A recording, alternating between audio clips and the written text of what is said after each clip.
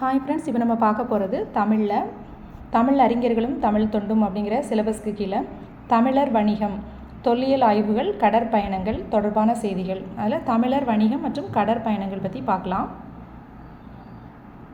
Previous year questions இதெல்லாமே ஒரு 31 questions இருக்குது. பாண்டியர்களின் கப்பற்படை தளம் கொர்க்கை. பாண்டியர்களின் கப்பற்படை தளம் கொர்க்கை. கிழக்கு தொடர்ச்சி மலையும் மேற்கு தொடர்ச்சி மலையும் சந்திக்கும் இடத்தில் இருக்கும் நிலப்பகுதி நீலகிரி. கிழக்கு தொடர்ச்சி மலையும் மேற்கு தொடர்ச்சி மலையும் சந்திக்கும் இடத்தில் இருக்கும் நிலப்பகுதி நீலகிரி. ரோமானியருக்கும் தமிழருக்கும் இடையே நடந்த வணிக தொடர்பை உறுதிப்படுத்தும் அகழாய்வு நடந்த இடம் அரிக்கமேடு.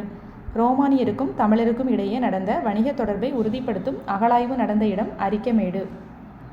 கிபி 2ஆம் நூற்றாண்டில் தாலமி என்பவரால் மல்லியற்பா என்னும் துறைமுகமாக சுட்டப்படும் பகுதி எது? மயிலாப்பூர்.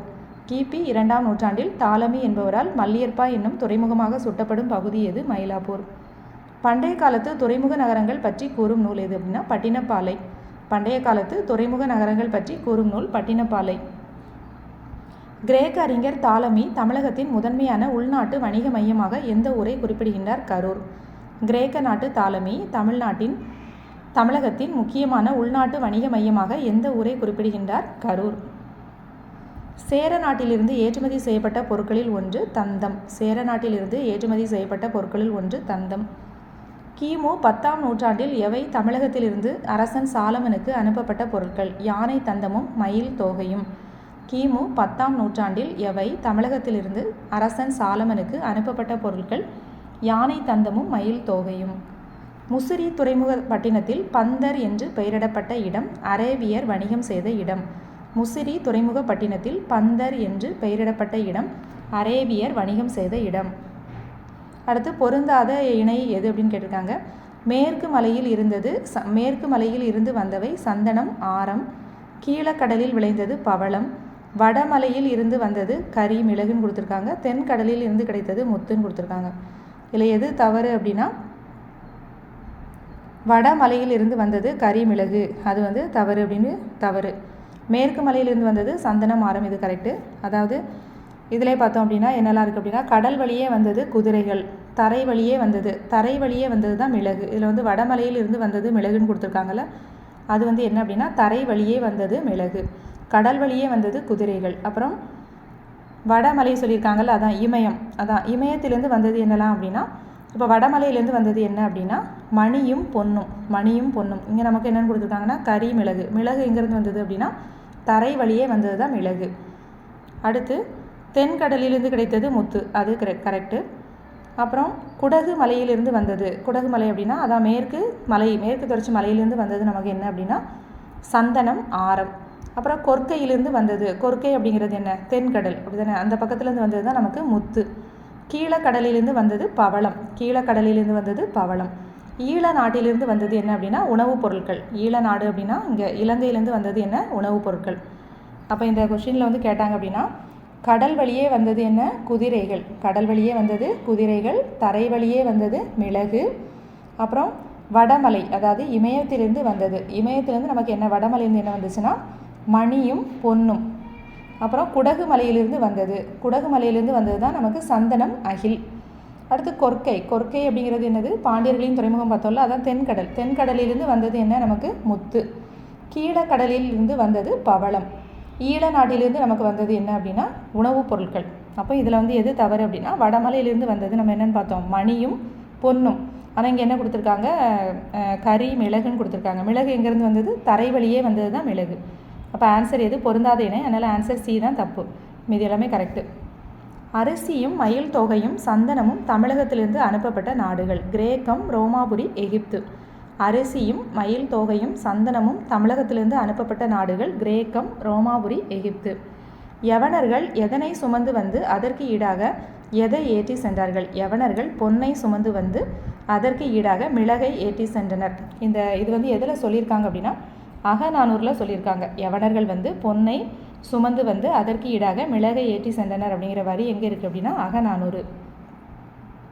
பழங்காலத்தில் கடற்கரையில் உருவான பேரூர்கள் பட்டினம் என்றும் சிற்றூர்கள் பாக்கம் என்றும் பெயர் பெற்றன. பழங்காலத்தில் கடற்கரையில் உருவான பேரூர்கள் பட்டினம், சிற்றூர்கள் பாக்கம்.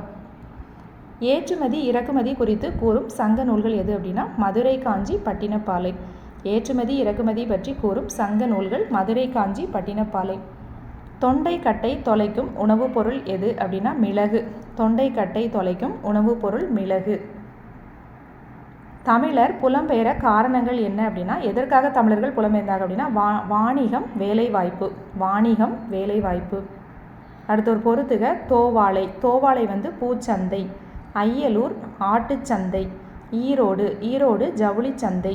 நாகப்பட்டினம் மீன் சந்தை. நாகப்பட்டினம் மீன் சந்தை. அப்போ ஆன்சர் சி.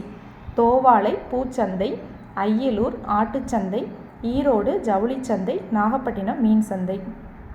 தமிழர்கள் எந்த நாட்டுடன் கடல் வணிக தொடர்பு கொண்டிருந்தனர் அப்படின்னா சாவக நாட்டுடன். தமிழர்கள் சாவக நாட்டுடன் கடல் வணிக தொடர்பு கொண்டிருந்தனர். பொருத்தமில்லாத தொடரை கண்டறிக. பழந்தமிழ் நாட்டில் வாழ்ந்த தமிழர்கள் பொருள் தேடுவது ஒன்றையே குறிக்கோளாய் கொண்டிருந்தார்கள். அறத்தின் வழியே வாணிகம் செய்தனர். கொள்வது மிகை கொள்ளாதவர்கள், கொடுப்பதும் குறைப்படாது கொடுத்தவர்கள். அதாவது பொருள் தேடுவது ஒன்றையே குறிக்கோளாய் கொண்டிருந்தனர் அப்படிங்கிறது பொருத்தமில்லாத தொடர். அப்போ ஆன்சர் ஏ. தென்னிந்தியாவின் ஏதென்ஸ் என்று அழைக்கப்படும் நகரம் எது அப்படின்னா மதுரை. தென்னிந்தியாவின் ஏதென்ஸ் என்று அழைக்கப்படும் நகரம் மதுரை. நரைமுடித்து சொல்லால் முறை செய்தான். இத்தொடரில் குறிப்பிடப்படுகின்ற அரசன் யார் என்று தேர்ந்தெடு. கரிகாலன். நரைமுடித்து சொல்லால் முறை செய்தான். இதில் சொல்லக்கூடிய அரசன் யாருன்னா கரிகாலன். கடற்பயணத்தின் சிறப்பை அதன் நூலோடு பொறுத்துக. விளைந்து முதிர்ந்த விழுமுத்து. இது எதில் சொல்லியிருக்காங்க அப்படின்னா மதுரை காஞ்சி. விளைந்து முதிர்ந்த விழுமுத்து மதுரை காஞ்சி. பொன்னுக்கு ஈடாக மிளகு ஏற்றுமதி செய்தது அகநானூறு. காற்றின் போக்கை அறிந்து களம் செலுத்தினர் அப்படிங்கிறது காற்றின் போக்கை அறிந்து களம் செலுத்தினர் புறநானூறு. கட்டுத்தறியில் கட்டிய யானை அசைவது போல் நாவாய் அசைந்தது பட்டினப்பாலை. கட்டுத்தறியில் கட்டிய யானை அசைவது போல் நாவாய் அசைந்தது பட்டினப்பாலை. விளைந்து முதிர்ந்த விழுமுத்து மதுரை காஞ்சி. பொன்னுக்கு ஈடாக மிளகு ஏற்றுமதி அகநானூறு. காற்றின் போக்கை அறிந்து களம் செலுத்தினர் அப்படிங்கிறது புறநானூறு. கட்டுத்தறியில் கட்டிய யானை அசைவது போல் நாவாய் அசைந்தது பட்டினப்பாலை. Answer B. அடுத்த ஒரு பொறுத்துக அறுவை வீதி. அறுவை வீதி அப்படின்னா என்னென்னா ஆடைகள் விற்கும் வீதி. கூல வீதி. கூல வீதினா தானிய கடை வீதி. பொன் வீதினா பொற்கடை வீதி. மறையவர் வீதினா அந்தனர் வீதி. Answer B. அறுவை வீதி ஆடைகள் விற்கும் வீதி. கூல வீதி தானியங்கள் கடை வீதி. பொன் வீதி பொற்கடை வீதி. மறையவர் வீதி அந்தனர் வீதி. Answer B. யவனர் என பழந்தமிழரால் அழைக்கப்பட்டோர் கிரேக்கர்கள் ரோமானியர்கள். யவனர்கள் என்று பழந்தமிழரால் அழைக்கப்பட்டோர் கிரேக்கர்கள் ரோமானியர்கள். தமிழகத்துக்கு இறக்குமதி செய்யப்பட்ட சீனத்து பொருட்களின் சரியானதை காண்க. பட்டும் சர்க்கரையும். பட்டும் சர்க்கரையும். தமிழகத்துக்கு இறக்குமதி செய்யப்பட்ட சீனத்து பொருட்கள் என்ன அப்படின்னா பட்டும் சர்க்கரையும். இது தமிழகத்திலிருந்து ஏற்றுமதியானவை என்னெல்லாம் அப்படின்னா ரத்தினம், முத்து, வைரம், மிளகு, அதே மாதிரி கருங்காலி, தேக்கு, சந்தனம், அரிசி, ஏலக்காய், லவங்கம், இஞ்சி இதெல்லாமே என்னாச்சு அப்படின்னா நமக்கு தமிழகத்திலேருந்து ஏற்றுமதியாச்சு. ரத்தினம், முத்து, வைரம், மிளகு, கருங்காலி, தேக்கு, சந்தனம், வெண்துகில், அரிசி, ஏலக்காய், லவங்கப்பட்டை, இஞ்சி இதெல்லாமே என்னாச்சு அப்படின்னா தமிழகத்திலேருந்து ஏற்றுமதியான பொருட்கள். இது தமிழகத்துக்கு இறக்குமதியானது சீனத்து பட்டு, சர்க்கரை. இதெல்லாம் என்னாச்சு இறக்குமதி பண்ணது சீனத்திலேருந்து பட்டும் சர்க்கரையும். யாருடைய முன்னோர் காலத்தில் கரும்பு சீனாவிலிருந்து கொண்டு வரப்பட்டது அப்படின்னா அதியமானின் முன்னோர். அதியமானின் முன்னோர் தான் சீனாவிலேருந்து கரும்பு கொண்டு வந்ததுன்னு சொல்கிறாங்க அதியமான். பட்டியல் 1, 2 நம்ம இது ஏற்கனவே பார்த்த மாதிரி தான். அறுவை வீதி அப்படின்னா ஆடைகள் விற்கும் வீதி. கூல வீதி தானிய கடை வீதி. பொன் வீதினா பொற்கடை வீதி. மல்லர் வீதி இங்கே மல்லர்னு கொடுத்துருக்காங்க மறையவருங்கிறத. அப்போ மல்லர் வாழும் வீதி. மல்லர் வாழும் வீதி. Answer A. தவறான தொடரை கண்டறிக. தமிழகத்து பொருட்கள் சீனாவில் விற்கப்பட்டன. சீனத்து சர்க்கரையும் பட்டும் தமிழகத்துக்கு இறக்குமதி ஆயின. பழந்தமிழர்களின் வாணிகப் பொருட்கள் பற்றிய குறிப்புகள் கூறக்கூடிய நூல் புறநானூறுன்னு சொல்லியிருக்காங்க. கரும்பு சீனாவிலிருந்து பயிரிடப்பட்டது அப்படின்னு சொல்லியிருக்காங்க. பழந்தமிழகத்தின் வாணிகப் பொருட்களை பற்றிய கூறும் நூல் எது அப்படின்னா நம்ம ஏற்கனவே பார்த்தோம்ல பட்டினப்பாலையும் மதுரை காஞ்சியும் தான் சொல்லியிருப்பாங்க. புறநானூறு கிடையாது. அப்போ இதில் தவறான தொடரை கண்டறிங்கன்னு சொல்லியிருக்காங்க. பழந்தமிழரின் வாணிகப் பொருட்கள் பற்றி குறிப்புகள் உள்ள நூல் புறநானூறுன்னு கொடுத்துருக்காங்க. இது தவறு. இதில் என்ன வரும் அப்படின்னா பழந்தமிழரின் வாணிகப் பொருட்களை பற்றி கூறும் நூல் பட்டினப்பாலையும் மதுரை காஞ்சியும். அடுத்து கடற்பயணத்தின் சிறப்பை அவற்றின் நூலோடு. விளைந்து முதிர்ந்த விழுமுத்து, இது வந்து எதில் சொல்லியிருக்காங்க? மதுரை காஞ்சி. பொன்னுக்கு ஈடாக மிளகு, அகநானூறு. காற்றின் போக்கை அறிந்து களம் செலுத்தியது, புறநானூறு. கட்டுத்தறியில் கட்டிய நாவாய் அசைவது போல் அசைவது, பட்டினப்பாலை. ஆன்சர் வந்து பி. யவனர் அப்படின்னா யார்? கிரேக்கர்கள், ரோமானியர்கள். இந்த 2 கொஸ்டினுமே மறுபடியுமே ரிப்பீட்டாக வந்திருக்குது. யவனர் என்று அழைக்கப்பட்டவர் கிரேக்கர்கள், ரோமானியர்கள். மரக்கலத்தை குறிக்கும் 4 சொற்களை தேர்ந்தெடுக. மரக்கலம், மரக்கலத்தை குறிப்பிடும் 4 சொற்கள். களம், வங்கம், புனை, அம்பி. களம், வங்கம், புனை, அம்பி. பின்வருவனவற்றில் கடலை குறிக்காத சொல் கேட்டிருக்காங்க. ஆர்கலி, முன்னீர், பவம், இதெல்லாம் வந்து கடல்.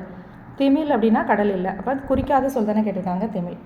கடல், கடலுக்கு வேறு என்ன பேர்லாம் இருக்குது? ஆர்கலி, ஆழி, ஆர்கலி, முன்னீர், வாரணம், பவ்வம், பறவை, புணரி, இதெல்லாமே வந்து கடலை குறிக்கக்கூடிய சொல். இதெல்லாம் இருக்குது. ஆழி, ஆர்கலி, முன்னீர், வாரணம், பவ்வம், பறவை, புணரி, இதெல்லாமே கடலை குறிக்கக்கூடிய சொல். இதில் வந்து கடலை குறிக்காத சொல் கொடுக்காங்க. திமில் வந்து வராது. அடுத்து கடலை குறிக்கும் தமிழ் சொற்கள். அதை நம்ம பார்த்தோம்ல. ஆழி, ஆர்கலி, பவ்வம், இது கூடவே வந்து என்ன இருக்குது வேறு? புணரி, பறவை, வாரணம், முன்னீர், ஆழி, இதெல்லாமே வந்து கடலை குறிக்கக்கூடிய தமிழ் சொற்கள்.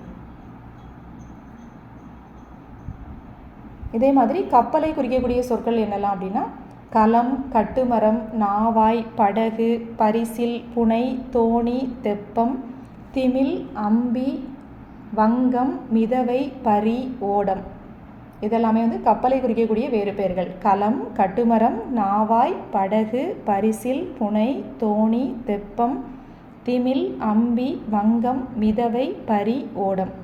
கடலில் செல்லக்கூடிய பெரிய கப்பலை நம்ம என்னென்னு சொல்லுவோம் அப்படின்னா நாவாய் அப்படின்னு சொல்லுவோம். அதாவது கடலில் செல்லக்கூடிய பெரிய கப்பல் வந்து நாவாய்.